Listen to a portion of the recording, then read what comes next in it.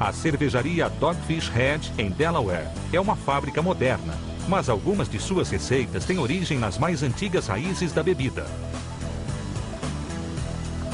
Um dos resultados é a Midas Touch, uma cerveja inspirada em uma festa que ocorreu há 2.700 anos.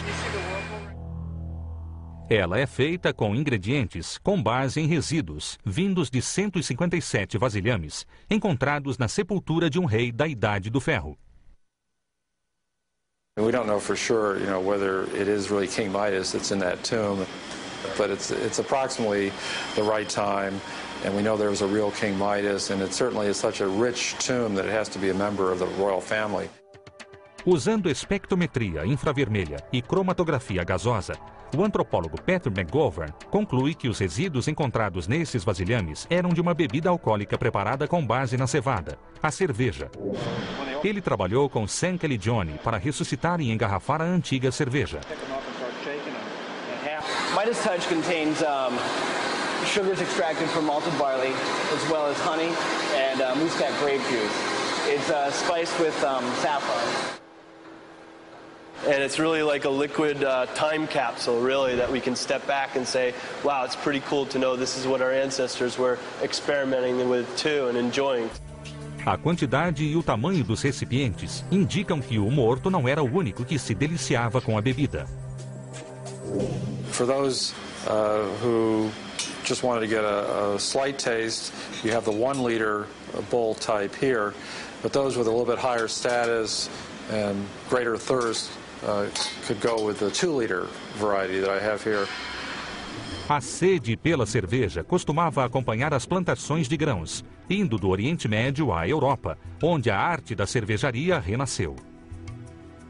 Na Idade Média, a cerveja, ou ale, como era mais conhecida, era temperada com uma mistura de ervas chamada gruit. It ended up being controlled by the church, which licensed its use, and it contained things like bog myrtle, yarrow, and various other ingredients that were kept secret by the church. A ale era vital para as pessoas. Como a água utilizada nela havia sido fervida e a mistura esterilizada pelo álcool, a bebida era muito mais limpa do que a água. It was safe, it tasted good, it cheered one up, one's mood up in the face of the Black Death or whatever horrible menace was coming over the hill next. Terribly important. E essa tradição, que teve início na Idade Média, pode ser vista até hoje na cervejaria Weihenstephan, em Freising, na Alemanha. Fundada em 1040, ela é considerada a mais antiga cervejaria em atividade do mundo. Esta região da Baviera foi testemunha das principais mudanças na cerveja, incluindo a primeira vez em que a bebida ganhou seu sabor característico, o lúpulo. We know that the using of hops was well known in the 8th century. It was used here, also in Weihenstephan Monastery. No dia da colheita, Frank Piper e o agricultor Albert Eisenman inspecionam a plantação de lúpulo. Wow! When I open it, you can see the yellow particles inside. It is a lupulin. It contains the bitter components of the hops. Very fresh. A introdução do lúpulo marcou o fim de uma era e revolucionou a fabricação de cerveja. O lúpulo é um conservante natural e evita que bactérias nocivas estraguem a bebida. Com isso, os cervejeiros podiam contar com outro elemento além do álcool para dar durabilidade ao produto. A cerveja podia ser preparada com menos malte e podia ser enviada para mais longe. Outra coisa aconteceu. Os consumidores medievais passaram a gostar do sabor amargo do lúpulo, que equilibrava o gosto doce do malte. Na Baviera, no século XVI, o lúpulo era obrigatório por lei. You have to know that we have a special law to make beer in Germany, and also especially in Bavaria. It's called the Reinheitsgebot and was installed in 1516 here by the Bavarian dukes. We only are allowed to use malt, hops and water.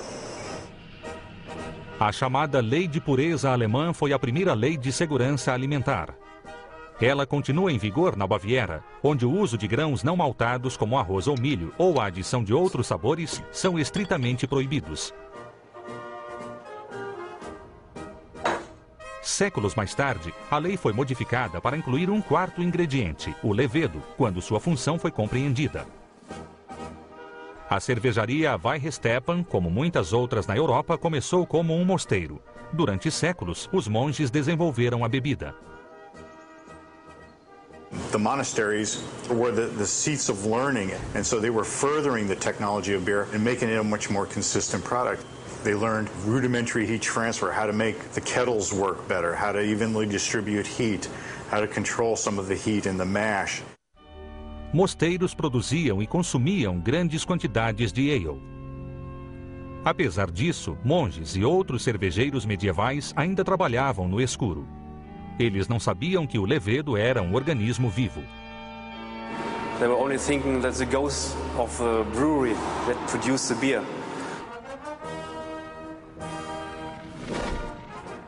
No século XV, cervejeiros bávaros e boêmios começaram a estocar a bebida em locais frios, como cavernas alpinas ou porões repletos de gelo. Com o tempo, começou-se a notar uma mudança na cerveja. As they put them in a cellar, the beer got a much smoother taste as time went on. And actually what was happening was it was the lager yeast, which can work in cool temperatures. When they were able to isolate that lager yeast cell and start building up colonies of lager yeast, they ended up brewing a beer that was much smoother and not as fruity as an ale. E assim nasceu a Lager, a variedade de cerveja mais popular do mundo. Enquanto o levedo ale é um organismo que atua melhor em temperaturas em torno de 21 graus centígrados, o Lager fermenta no fundo do recipiente somente em temperaturas baixas, em torno de 4 graus. Em meados do século XIX, a cerveja mais comum no continente europeu era do tipo Lager. Nas Ilhas Britânicas, no entanto, a favorita continuou sendo a ale, como acontece até hoje. Tanto na Inglaterra quanto no continente, a tecnologia tornou a fabricação da cerveja mais precisa. O termômetro permitia maior consistência na temperatura em todo o processo, e o hidrômetro possibilitava aos cervejeiros o controle dos níveis de açúcar. At the end of the brew day, they're going to measure the wort, and you'll take a measurement and it will float in the tube. And the more sugars that you have in that wort will give you the higher alcohol potential. And so when we take that measurement and we've got a lot of sugars, it's going to push this out pretty high. And at the end of fermentation, when the sugars are gone and alcohol is present, this thing will begin to fall. Em 1842, na cidade de Pilsen, fornos modernos que permitiam que o malte fosse torrado com maior precisão levaram à criação de uma Super Lager, uma nova cerveja dourada chamada Pilsner, que mais tarde seria conhecida em todo o mundo. Pilsner beer, which is in the lager family as a result of all that technology that was developed in the 1800s. The color of this beer comes from very light-colored grains. And then, again, it was the temperature control that brewers gained in the late 1800s on an industrial scale. And it's the father of our American Pilsner-style beers that so many people enjoy today. A cerveja americana é motivo de muita discussão. Mas uma coisa é clara: os cervejeiros americanos do século XIX mudariam a indústria para sempre.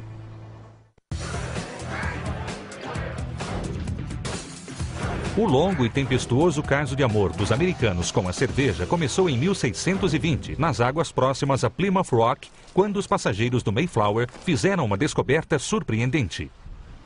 The Pilgrims didn't mean to come here to Massachusetts. They knew the weather was crummy. They wanted to go further south, but as William Bradford, their diarist, wrote, "We must make our landfall. Our victuals are much spent, especially our beer." So the Pilgrims came here to Massachusetts to stop for a beer. Sem conseguir plantar cevada, os peregrinos buscaram outras opções. Eles produziam cidra com maçãs e aprenderam com nativos americanos a fazer bebidas derivadas do milho. They didn't have that barley available, so they were using other fermentables, such as the fructose from the pumpkin or the molasses from cane sugar, and they were using that as the base to ferment. And then instead of hops, they were using spruce. Cevada e lúpulo acabaram chegando ao Novo Mundo, e as cervejarias americanas cresceram juntamente com as colônias. Naturalmente, a cerveja mais comum era a ale inglesa, incluindo uma nova variedade caracterizada pelo malte escuro chamada de porter, que se tornou a favorita de George Washington.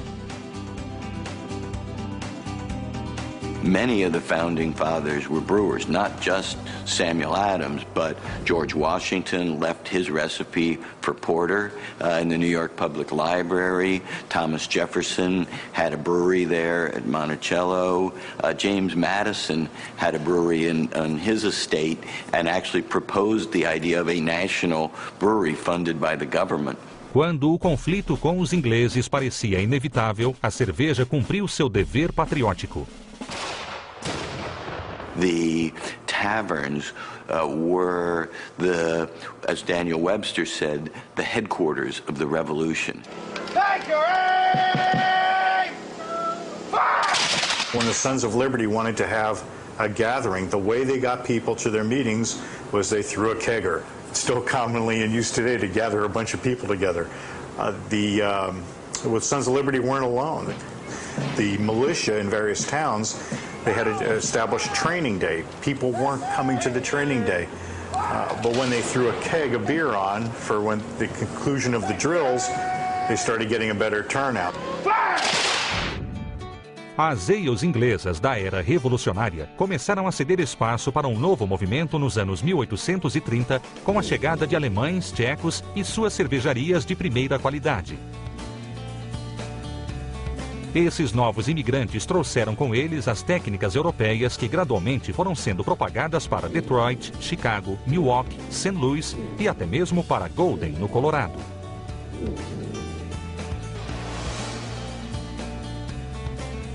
A partir de meados do século XIX, as cervejarias apresentaram diversas inovações que levaram a uma nova era na fabricação da cerveja. A primeira foi a refrigeração comercial, que usava amônia liquefeita para conservar o gelo indefinidamente. Com isso, a lager poderia ser produzida o ano todo. Artificial refrigeration really enabled brewers to make beer year-round, to not necessarily rely on caves to do their aging, so they could now build their aging cellars above ground. Adolphus Busch foi o primeiro a adotar essa tecnologia. Nos anos de 1870, ele também foi o pioneiro no uso do vagão refrigerador de parede dupla, que captava o ar externo e o fazia circular continuamente, passando por grandes blocos de gelo. Um sistema nacional de fábricas de gelo mantinha um fluxo constante de gelo para os trens. No final do século XIX, barris de cerveja gelada podiam viajar de costa a costa, sobretudo com a ajuda de outra inovação. Pasteurization is the other important innovation that was introduced into the brewing industry also by Adolphus Busch. And pasteurization is a simple process of taking the beer, gently heating it for a short period of time, cooling it back down. And by doing that, you're able to stop the yeast from growing and allow the beer to maintain some shelf life. Because prior to that, the beer would leave the brewery and would usually spoil pretty quickly. A garrafa de cerveja também atingiu a maturidade nessa época. There were innovations in glass technology that allowed them to have precision control over the size of bottles. Before that period, the breweries had to employ people to bottle by hand. And the last great innovation, although small, had a very large effect, was the bottle cap. A simple crimped piece of tin and steel. It allowed the brewers to cap that bottled beer without having to employ an army of people installing flip tops on bottles. Machinery could put this on very easily, and it allowed the brewers to ship their beer all over the country. O final do século XIX foi a era de ouro para as cervejarias americanas. Em 1880 havia 2.300 fábricas de cerveja grandes e pequenas. American brewers were winning gold medals at beer competitions all over the world. American beers were among the most respected in the world, and American brewers were making rich, flavorful lagers. Os barões da cerveja, homens como Fred Pabst, Joseph Schultz, Fred Miller, e Adolphus Busch construíam bares e jardins cada vez mais elaborados, criando uma versão americana